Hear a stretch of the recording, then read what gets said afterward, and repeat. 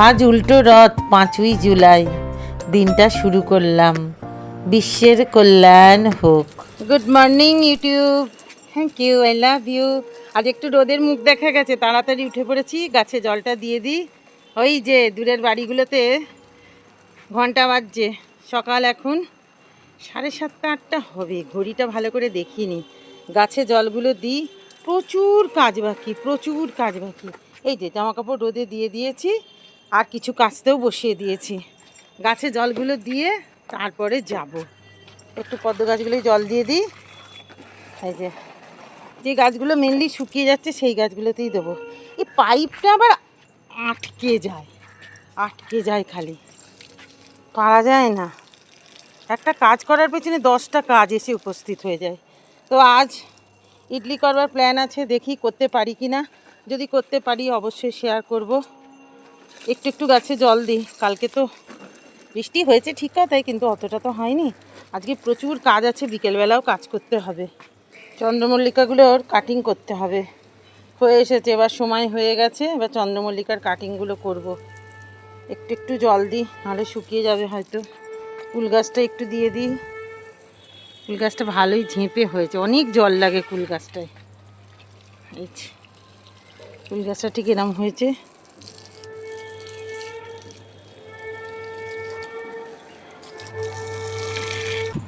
এখানে এই যে সব ভাগে ভাগে রেখেছি জামা কাপড়গুলো কাচার সুবিধের জন্য। এদিকে গেঞ্জি, এদিকে ছোট ছোট জিনিস, এদিকে শাড়ি, এদিকে বড় নাইটি ফাইটি রাখা, আর এখানে 2-4টে এখন কাঁচা হচ্ছে।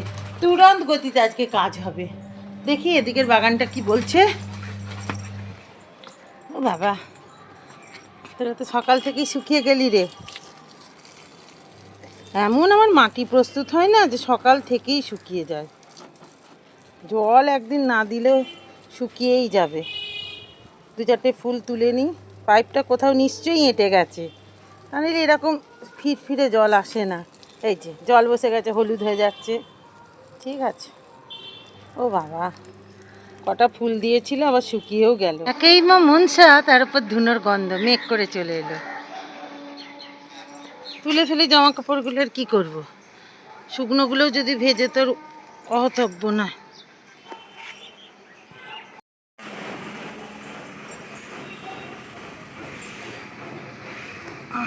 হয়ে গেল। এগুলো এখন ধুতে বাকি আছে, শুকোর দেবো। তাড়াতাড়ি করে ফুলগুলো তুলে নিই বাবা। কাল থেকে ইডলিটা প্রসেস করা হয়ে গেছে, আর কি বাটাটাটা রেডি। তারপর তো সকালবেলা করব, তা নাহলে তো হবে না, আগের দিন থেকে শুরু করে দিতে হয়। কিছু দেখা যাচ্ছে না, পুরো এই ভেতরটাতে সব চারিদিকে দেয়া। এই কাপের মাপে চাল আর ডাল ভিজিয়ে রেখে দিয়েছিলাম সকালবেলা। এখন সন্ধেবেলা এগুলোকে আমি তুলে আগে জল ঝরাতে দেব। জলটা ঝরলে তারপর এগুলোকে একটু একটু করে বেটে নেব। না, এটা সকালের ছবি না, এটা ছিল আগের দিন রাত্রেরই ছবি। এই ছবিটা না তুলে রাখলে আমি ফুল প্রসেসটা দেখাতে পারতাম না। আগের দিনকে রাত্রিবেলা, মানে এই তখন 8টা 9টা বাজছিল, তখন আমি এগুলোকে বেটে রেখেছিলাম আর ভেজাতে দিয়েছিলাম মোটামুটি 12টা এরকম সময়। তো অনেকক্ষণই ভিজেছে, যার কারণে ভালো করে বাটাও হয়ে যাচ্ছে। ভালো করে এগুলোকে খুব মিহি করে না বাটলেও চলে, কিন্তু একটু আমি ভালো করেই বেটে নিলাম। নিয়ে তারপর এগুলোকে চাপা দিয়ে দিলাম। এটা চাপা দিয়েই দিতে হয়, তবে এটা আর কি ফার্মেন্টেড হবে। এবার দেখুন তারপরের দিন সকালবেলা এই যে কীরকম ফুলে ফেপে গেছে না। হ্যাঁ, এটা আগের দিন রাত্রির থেকেই প্রসেস করতে হবে। খানিকটা তুলে নিলাম, কেননা অনেকটা হয়েছে, আর খানিকটা আমি একেবারে রেখেই দেবো ফ্রিজে, একসাথে এতগুলো করব না। হ্যাঁ, একটু নুন দিলাম প্রথমে ব্যাটারটাকে ভালো করে মাখার জন্য, তারপর তেল গরম হতে দিলাম। সর্ষের তেল অল্প করে দিলাম, দিয়ে দিলাম সর্ষে। এই ইডলিতে তো খালি সর্ষে, কারি পাতা এগুলোই ম্যাক্সিমামই চাই, তাই না? তা নইলে এর কোনো স্বাদই নেই। সেই কারণেই তো আমি আমার কারি পাতা গাছটা বসিয়েছিলাম। আর কাঁচা লঙ্কা, এই 3টের স্মেলেতেই তো যা কিছু, চাটনিতেও লাগছে, ইডলির ব্যাটারেও লাগছে। আবার অনেকে দেয় না, কিন্তু আমি দিই। কারি পাতা, সর্ষে, কাঁচা লঙ্কা, নুন, এটা ব্যাটারের সাথে মিশিয়ে দিই। তারপর এবার চাটনিটা বসাবো। চাটনিতে দিলাম প্রথমে ছোলার ডাল দিলাম, যে যার মতো যতখানি চাটনি করবেন ততখানি দিতে হবে। বাদাম দিলাম, তারপর এটাকে ভালো করে একটু শুকনো খোলায় নেড়ে নিলাম। যত ভালো করে শুকনো খোলায় নাড়া হবে না তাতে তেল কম লাগবে, ছাঁকা তেলে তো ভাজা যায় না। এবার অল্প করে সর্ষের তেল দিয়ে দিই। এবার ভাজাটা হয়ে যাক, তারপরে এতে আবার দিতে হবে লঙ্কা, কারি পাতা, ওই একই, যাই দাও সব একই।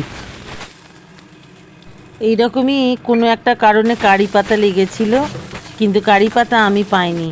সেই কারি পাতা না পাওয়ার দুঃখ থেকে আমি কারি পাতা গাছ এনেছিলাম বাড়িতে। এখন আমার বর্তমানে 2টো গাছ অজস্র চারা হয়েছে, একটা গাছ চুরি হয়ে গেছে, বলে 3টে ছিল, একটা চুরি হয়ে গেছে। হ্যাঁ, এটা নারকেল দিলাম, একটু নারকেল কুড়ো দিতে হবে। এই চাটনিটা কিন্তু অন্য অনেক কিছুর সাথে খাওয়া যায়, খুব টেস্ট, খুব টেস্ট। আর নুন আর চিনি তো পরিমাণ মতো দিতেই হবে, স্বাদ অনুযায়ী দিতে হয়। লঙ্কা, কারি পাতা আর সর্ষে, এতেই যত স্বাদ।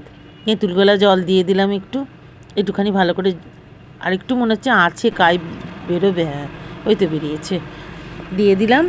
দিয়ে এটাকে ভালো করে নেড়ে চেড়ে একটু ঠান্ডা হবে, তারপর গ্রাইন্ডিং করে নেব। মাঝে মাঝে আমার মনে হয় সংসার করতে এসে পালাবার পথ নয়, জম আছে পিছে। সংসার থেকে পালিয়ে যাবার কোনো উপায় আছে? কোনো উপায় নেই। সংসার যখন করেছো, মন দিয়ে সংসারটা করতে হবে। সেই জন্য আমি এখন মন দিয়ে রান্নাটা করি, তারপর মন দিয়ে সবাই খাবে, তারপর খাওয়ার পর বলবে যে কী আর তুমি করো, তাই না? না না, সেটা আমার বাড়িতে বলে না, কিন্তু তাও মাঝে মাঝে বলে না বললে ভুল হবে। চাটনিটা হয়ে গেল, জল গরম করতে দিয়ে দিয়েছি। ইডলি স্ট্যান্ডটা আমি কিনেছিলাম, এত ভালোবাসে সবাই ইডলি খেতে, কিন্তু এটা করতে বাবা বড্ড সময় লাগে। সব সময় কি করা যায়? ওই 9 মাসে 6 মাসে একবারই করি, আর আজকে সেই দিনটাই, ওই 9 মাসে 6 মাসের একদিন হলো আজকের দিনটা। একটু অল্প অল্প করে দিই, তাহলে এটা তো আবার ফুলে ফেঁপে ঢোল হয়ে যাবে। এতটুকু বাটিগুলো আমার না ঠিক পছন্দ হচ্ছে না, আর একটু বেশ বড় বড় হতো, একবারই কতটা করে ধরে যেত, নিয়ে 2টো খা, পেট ভরে যা। এত টুকুর টুকুর করে কাজ করা মানায় না কি? আমার হচ্ছে ধরো তক্তা মারো পেরেক, দিলাম ঝাপাঝাপ কাজ করলাম, হয়ে গেল। একটা কাজ নিয়ে এতক্ষণ ধরে আমি পারি না বাবা, এত শৌখিনতার কাজ সবসময় হয় না, এত কাজের মধ্যে আর আমার শৌখিনতা আসে না। যাই হোক, এটা এঁটে দিই। এই স্ক্রুটাই হলো আসলে এই মুখের মুন্ডিটা, ওইটাকে যে আমাকে কত সযত্ন করে রাখতে হয়। যখন এই বাটিগুলো ধুতে দিই তার আগে ওই মুন্ডিটাকে, মানে ওই হাতে ধরার ওইটাকে আমি ভালোভাবে আগে আলাদা জায়গায় রেখে দিই, তা নাহলে যদি হারিয়ে যায় মুশকিল হয়ে যাবে। ব্যাস, এই বসিয়ে দিলাম, এবার ভাপে হবে। বেশিক্ষণ লাগবে না, 10-15 মিনিট লাগবে, একদম লাগবে না বললে ভুল হবে। এই তো হাফ হয়েছে, আর একটু চাপা দিয়ে দিই, আর একটু হবে। হো গিয়া লাগতা হ্যায় হো গিয়া। আহ, কি ধোঁয়া বেরোচ্ছে, দারুণ। এই তো হয়ে গেছে, দেখি, হ্যাঁ হয়ে গেছে। এই তো কাঠি ঢুকিয়ে দেখছি হয়েছে। বাবা, আমি তো পুরো মনে হচ্ছে যেন ইউটিউব দেখে ইউটিউব করছি, সত্যি ইউটিউবের ভেতর ইউটিউব। হ্যাঁ, জল শুকিয়ে গেছে, এবার তুলি। একটু ঠান্ডা হলে তুললে কিন্তু খুব ভালোভাবে উঠবে। হ্যাঁ, ঠান্ডা হয়ে গেছে বলি কিন্তু উঠে যাচ্ছে, খুব গরম অবস্থায় না তোলাই ভালো। আর তেলটা যদি একটু গিরিশ করে দেওয়া যায় না, খুব ভালোভাবে উঠে যাবে। ঠিক আছে,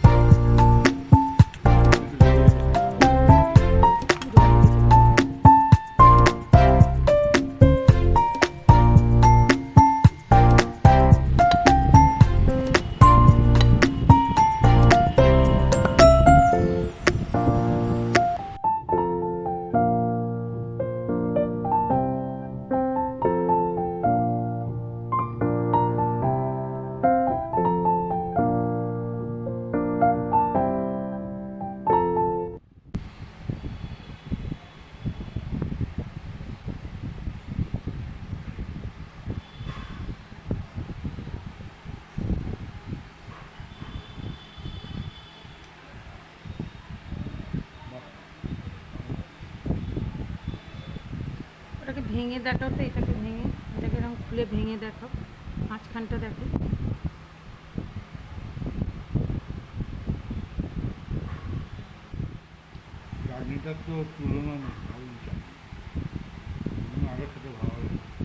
এবার ঝাঁট দেবার পালা। আমার দুটো কাজ যেহেতু ঝুমা করে, সেহেতু না এলে আমার দুটো কাজই এখন গয়া হয়ে গেল। যা, এবার আমি ঝাঁটটা দিয়ে নিই। মুছতে টুছতে পারবো না বাবা, মোছা আমার পক্ষে সম্ভব নয়। পরিষ্কার করে ঝাঁট দিলে মার্বেলের ঘর দর 3-4 দিন আরামসে থাকা যায়। গোটা বাড়িটা ঝাঁট দিতে কি কম সময় লাগে? কোমরে ব্যথা করে, একই বেশি কাজ করলে কোমরে লাগে, তার উপর আবার রান্না বান্না, তার উপর আবার ঘর ঝাঁটতে। ধুর, আজ কিনে আনতে বলবো, আর রান্না করতে যেতে পারবো না। এত কাজ করার পর ইডলি করে কতটা সময় গেল, তারপর কাচাকুচি, এত কাণ্ড করার পর কি আর ভালো লাগে? দেখো কারবারটা একবার কীরকম রোদ উঠে গেল। ইস, জামা কাপড়গুলো ভেতরে দিলাম, রোদে দিলেই ভালো হতো। এটা আমাদের পাশের ফ্ল্যাট আর কি, আমার বাড়ির পাশেই। কেন রোদ উঠেছে, এখন এই বাজছে মোটামুটি 3:40-40 হবে। হ্যাঁ এই তো, না 3:20। সারাদিনের খরচা মিটলো। এবার ঠাকুর ঘরে এলাম। ঠাকুর ঘরে এসে পুজো টুজো করতে হবে। সকাল থেকে করিনি, 12টার পর আমি আবার পুজো করি না, আগে সন্ধ্যেটা দিই, তারপর পুজো করব। আজকের ভ্লগটা এখানেই শেষ করছি। আমি এলিগেন্ট এসা প্রতিদিন আসবো ঠিক দুপুর 3:30-এ। যদি ভালো লেগে থাকে একটা লাইক দেবেন, পারলে একটা কমেন্ট করবেন, আর সাবস্ক্রাইব করতে কিন্তু ভুলবেন না। সবাই খুব ভালো থাকুন, সুস্থ থাকুন, আপনাদের প্রতিটা দিন খুব সুন্দর হোক, মঙ্গলময়ের কাছে এই প্রার্থনা করি। জয় জগন্নাথ, জয় প্রভু, সকলের মঙ্গল করো, বিশ্বের কল্যাণ হোক।